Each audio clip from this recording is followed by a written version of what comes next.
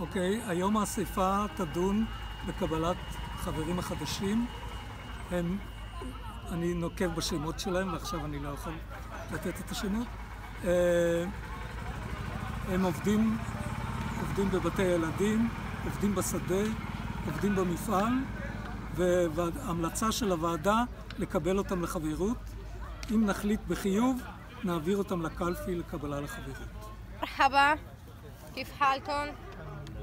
هلا راح نشوف اذا انتم منيح تفوتوا على الكيبوتز. شو شغلكم؟ شو بتشتغلوا؟ أنا مزارعين. كنت بشتغل عند البقر. كنا بنشتغل مزارعين.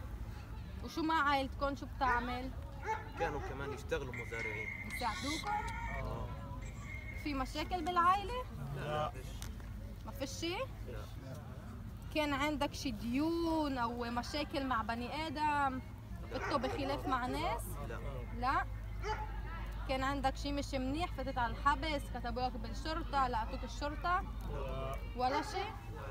طيب هلا نحن بدنا نروح نحكي عليكم نشوف اذا كله منيح وبنرجع لكم.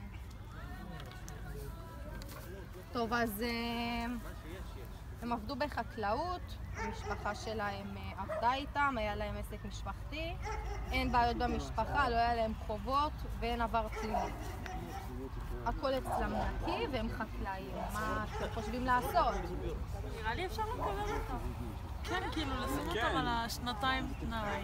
נראה איך יכולים לעזור לנו בקיבוץ. כן? אז אנחנו חושבים להם תשובה חיובית? כן. ואם לא, אבל הנה כאילו זה תנאי כזה של שנתיים ואז...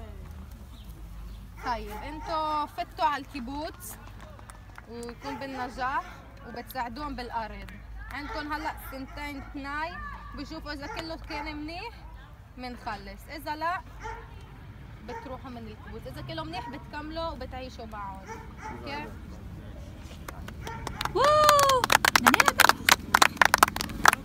احنا مهتمين كثير ان نخش على الكيبوتز وبنشكركم اذا بتدخلونا على الكيبوتز لانه احنا مهتمين في هذا الاشي كثير.